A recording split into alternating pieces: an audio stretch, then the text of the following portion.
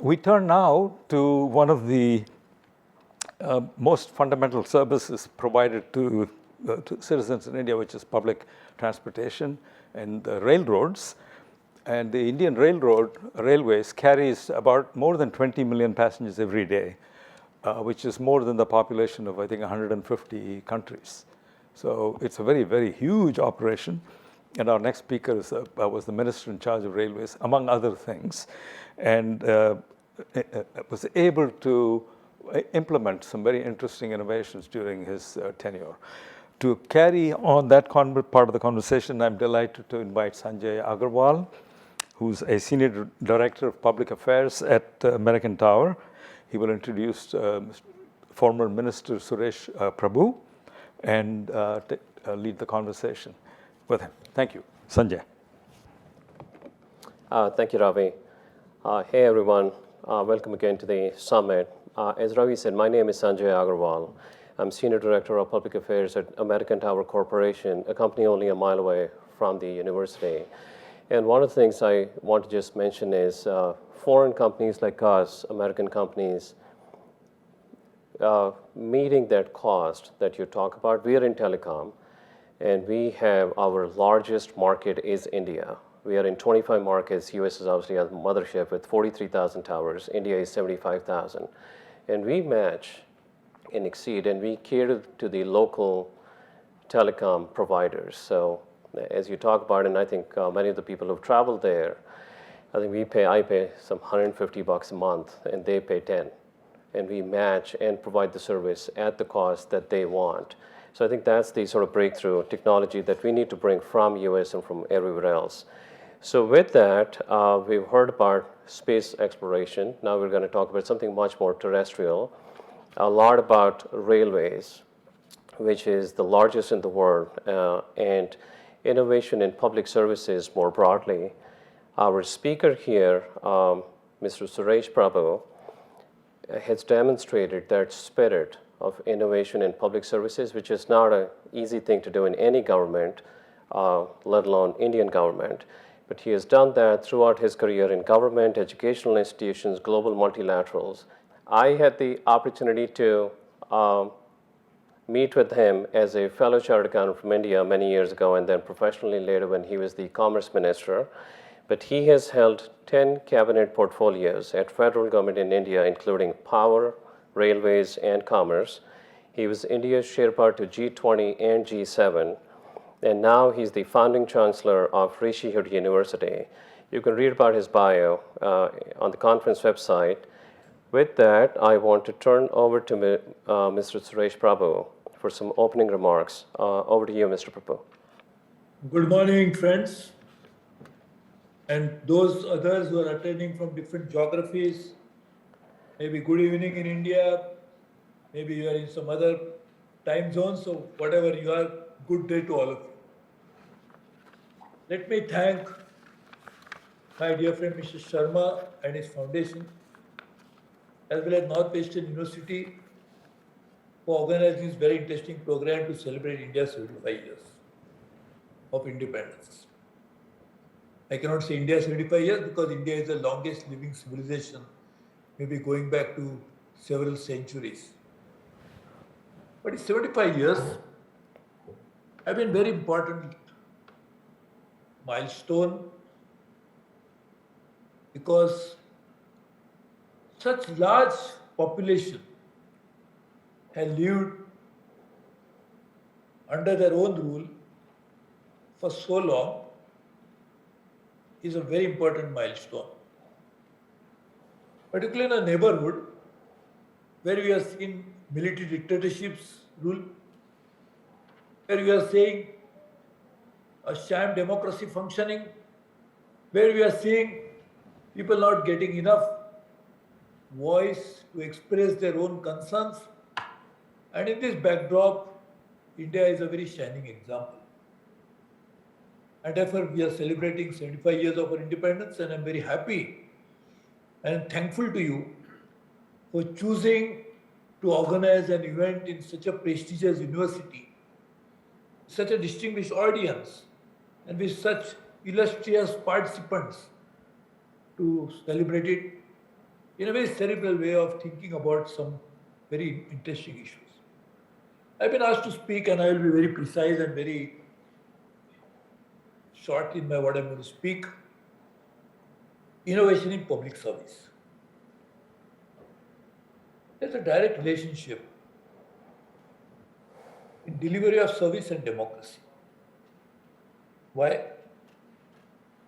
Why did people all over the world fought against imperial rules?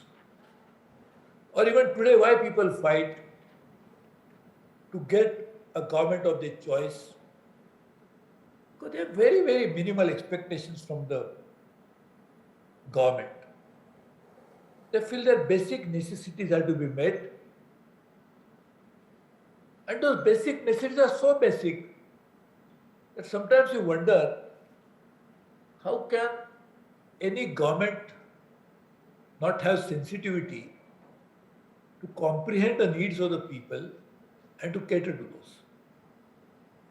So public service, when you deliver a particular public service, is a basic thing that you can do to the people of the country, to the society, to a community. And therefore, when you are a democracy, you think, my God, this is my right. But in many parts of the world, even that is basic amenities, basic necessities, essentials of services, essentials of what is needed for living life, a decent life, are denied to them. I'll share with you some experiences. That's all I'm going to do. I became a Minister of Railways, which has almost 8 billion people travel by it every year. You'll be surprised to see 8 billion. That's more than the world population. World population maybe 7.3, 7.4. So how do you have so many people? Because they took round trips. But just imagine that 8 billion people are 8 billion people travel by railways, so 8 billion times they think about something which is so good for them, so necessary for them. So what does the passenger expects? He expects good. He has a lifetime of experiences. When he books his seat, how does he feel? When he travels, what is the safety? What is the cleanliness in the train? What kind of food you get? The kind of linen you hire from the railways or you are expected to be given by the railways, is it of good quality? The punctuality of the service and many others. These basic things were denied to people. And obviously when you don't get what you expect, you want to make a complaint. And a bigger complaint of the people was that they cannot make a complaint. Because there was no mechanism to make a complaint. So I said, let me change this. Let me start bringing a system wherein you can make a complaint while you are still traveling on the train. You are still not completed your travel. And how do you make that complaint? So we said you can send a message through your phone. You can send an email, you can call. You can use any multimedia platform, Twitter, whatever. Facebook, and will promptly attend to the complaint. First, nobody believed it. Because the earlier system was so opaque that people had even stopped making complaints. Because what is the use of making a complaint when nobody is listening to me? You live apart, getting it redressed. When I started that, the flurry of activity started. We started getting hundreds of thousands of complaints every day. And we started attending them regularly. For example, I started a program called Clean My Coach. Once you send that SMS, special message, not special message, normal message on your mobile, in 15 minutes flat the coach will be clean and the docket will not be closed unless you send another message saying that yes, I am satisfied. This we started in few trains, now it has proliferated to many others. I'll give some examples. There was a mother with an infant child, and the child was crying because the train was stranded because of flooding, and the child wanted hot milk. You'll not believe it. We have the hot milk delivered to the mother's seat where she was sitting in the flooded environment, and we gave the. There was a lady who complained she was traveling, a pregnant woman, traveling with her husband, and some drunkards were troubling her. She tweeted to me, I got them arrested on the next railway station. There was a passenger who suffered heart attack while on the train. He tweeted to me, I got a life-saving ambulance waiting for him at the nearest possible station. They took him to the hospital. He tweeted from the ICU that my life is saved because of this. So I have thousands of such cases. So this is an innovation which he brought about very simply. That complaints can be made by the people. And as I said, the bigger complaint was that I cannot make a complaint. So that itself went away. But what's the innovation in addition to that? That because we did that, the advantage was that now I use this as a management information system tool. I said, why are the complaints coming? From which geography? Suppose they are coming from a particular state. That means the person in charge of state has to be held responsible. If it is coming from a particular function, for example, catering, that means catering as a function needs revamping. So we used it as a management information tool, and that helped me to really look at the entire organization in a very efficient way. You'll be surprised to know, Railway is the largest employer in India, civil employer. We have more than 1.5 million people working, and you can imagine we did this.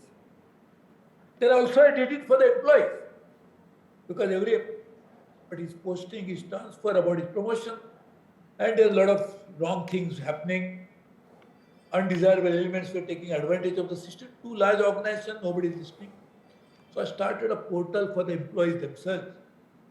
I said, if I am making employees accountable for the complaint that they receive from the passengers, then I must also make the life of the employee better, so that also changed.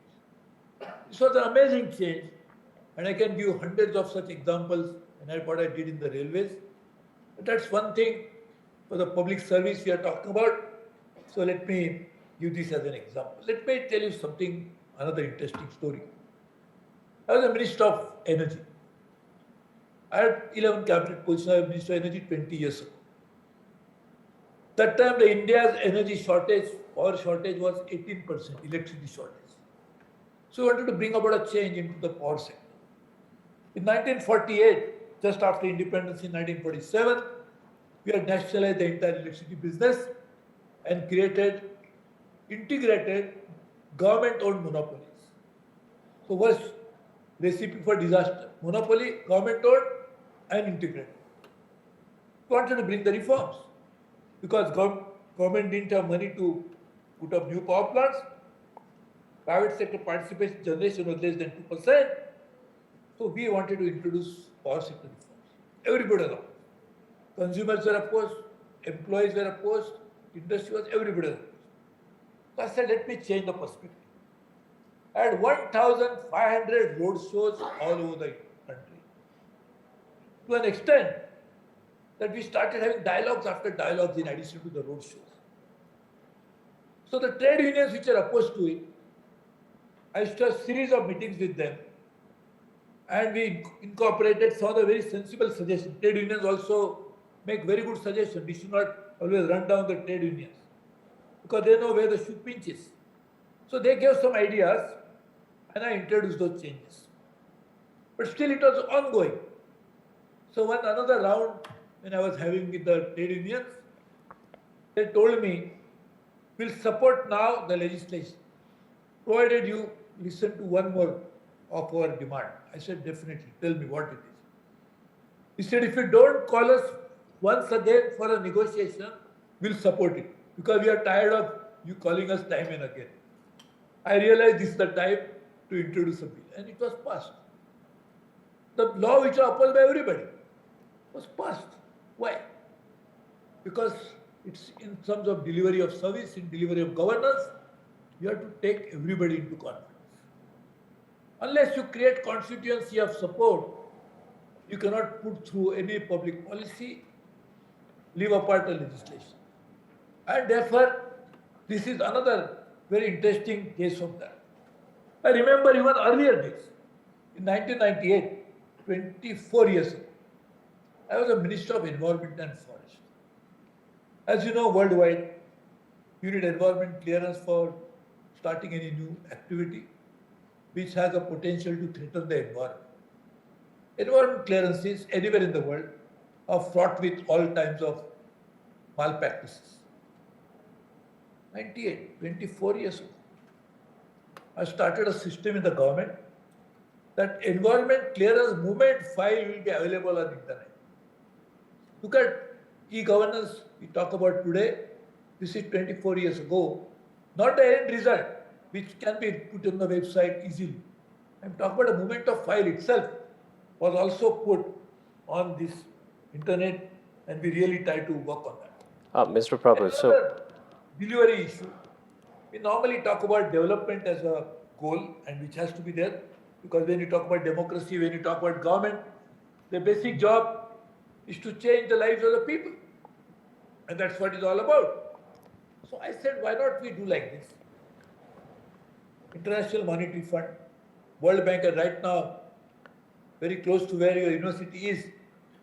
The World Bank annual meetings are going on. These meetings will now give projection about the world growth. How much of the world will grow, how much individual country will grow. How do you calculate that? There are many ways.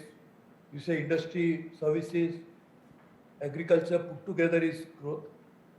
Where the growth comes from? Does it come from the national capital of a country? When you say US is going to grow by so many percent, does it happen in Washington DC? It happens in 50 states of the United States. So if the 50 states don't grow, how can United States grow? And the states cannot grow. California, the largest economy, or the biggest state in US, cannot grow unless each and every county in US, in that particular state, also grows. Mr. Prabhu, let me pick it up from there. So, sorry, we are running out of time. The entire perspective of that by saying, I change the system by saying that will make district-led growth. If all the districts of India grow, the country will grow.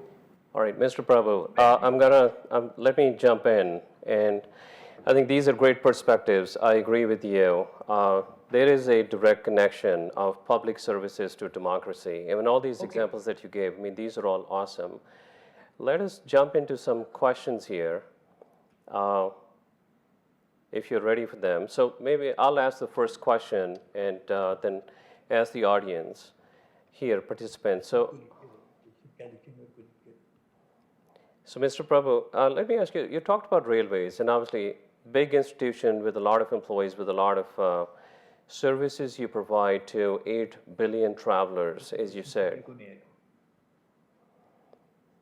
How do you, you talked about the examples of public service where you innovated, but when I think about a former user of Indian Railways, big, size, old, bureaucratic, how did you innovate inside the government? How did you innovate such a large and old organization to deliver those services? What was your experience inside? See, actually, I am by training a chartered accountant, a CPA. I also studied law. So I have, basically during your training, you get to know many important things. And that's how, when you join the government, getting insight is very simple. You force yourself, you apply your mind, you study it properly, you meet a lot of people. I've been to 80% of the districts of India, besides being to 120 countries of the world. So when you go around, you meet people, obviously you get to see, get to learn, get to know. talk to experts, talk to all stakeholders. I always listen to people, not only listen physically, but also through my social media network and different social media platforms I have, and I get to know from them. So getting insight is not very difficult if you really put your sight and get yourself in to these ideas. Awesome, perfect. So let me ask people here, any questions? Ravi?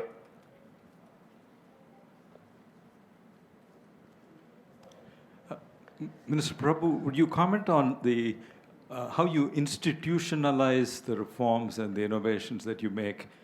My first couple of jobs in India were in the public sector. I saw some outstanding leaders and executives, but one of the things that was quite disheartening for me was when the individuals left, then not all of the reforms continued.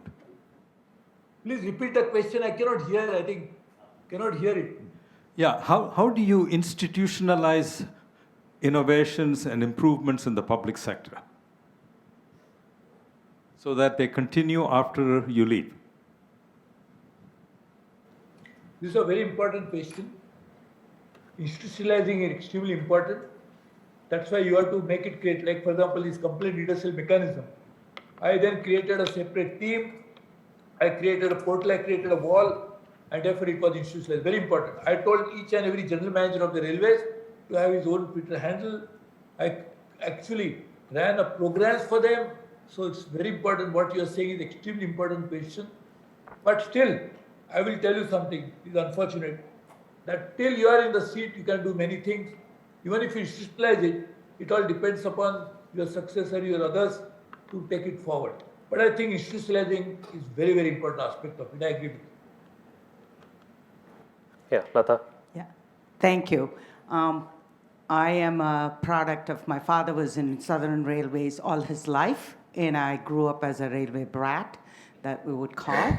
And it is the lifeline of public transportation in India.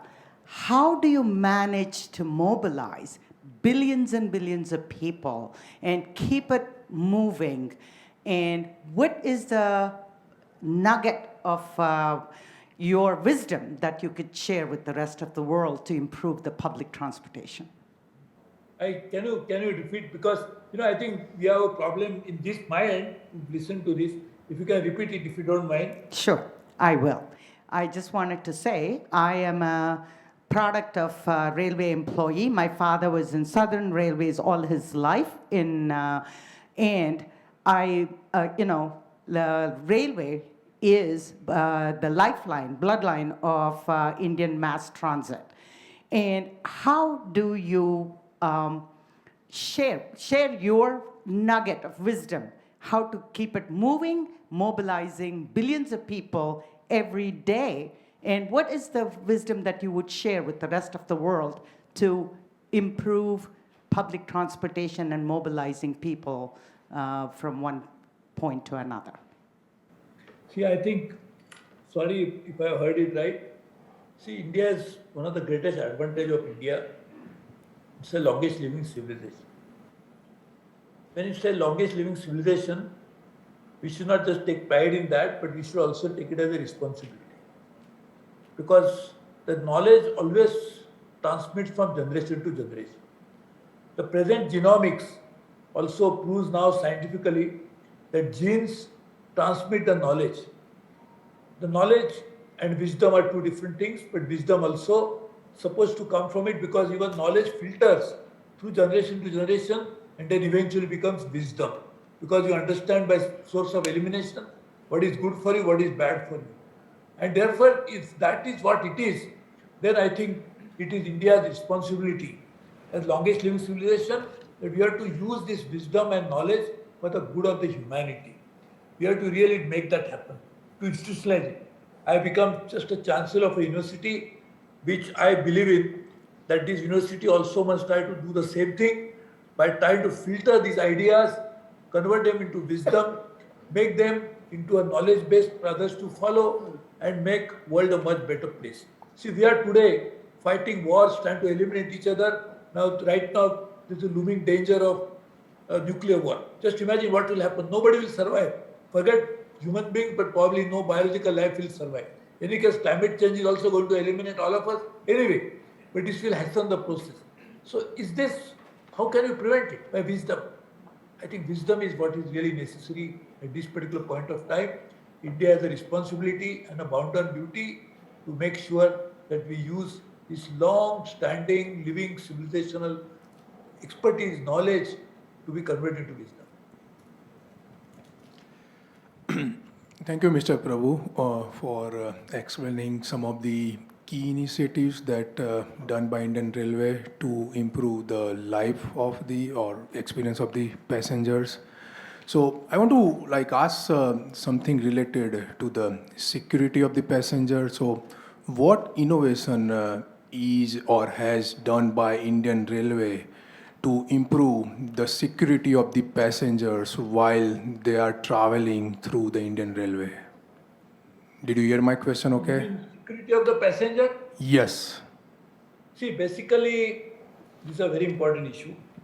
We, in fact, had started putting CCTV cameras, we started putting it in surveillance mechanism, we did that. So this is a very important aspect of the whole thing. Security and safety both actually are very important.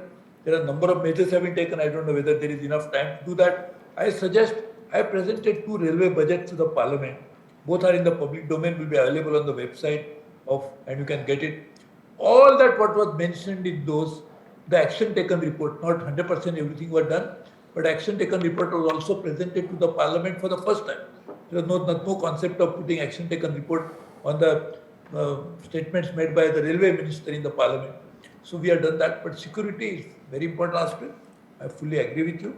In fact, also, that's not a really security measure, but we have started taking insurance at the railway's cost for the passengers as well. So these are some of the measures we have taken, but I probably do more because by the sheer number of passengers who travel by the railways. I was also the aviation minister, incidentally. And there we have taken a number of measures. We started biometrics for just passengers. We had many things that we did in the aviation ministry. So I had dealt with 2 passenger-related ministries, railways as well as aviation. As a commerce industry, I has an overarching responsibility for looking at, because logistics was also my responsibility. So we had a responsibility also to ensure that we work on some of these very important aspects of that. Wonderful. I think we can go on this forever. I mean, Minister has had 10 portfolios, including energy, railways, and so on and so forth. But I think maybe we'll stop here. And with this, let me close this session. Thank you so much, Mr. Prabhu, for joining and for giving us all these insights into your experience in innovation in public services. Please join me in thanking Mr. Prabhu for sharing his experience. Thank you. Thank you very much, my dear friends. I could travel to U.S., but I took the next best possible option and I've been talking to you. Thank you very much. I have to go for some other program, so I'm taking off. Thank you very much. God bless you all. Have a nice day. Thank you very much. All right. Thank you. Say goodbye.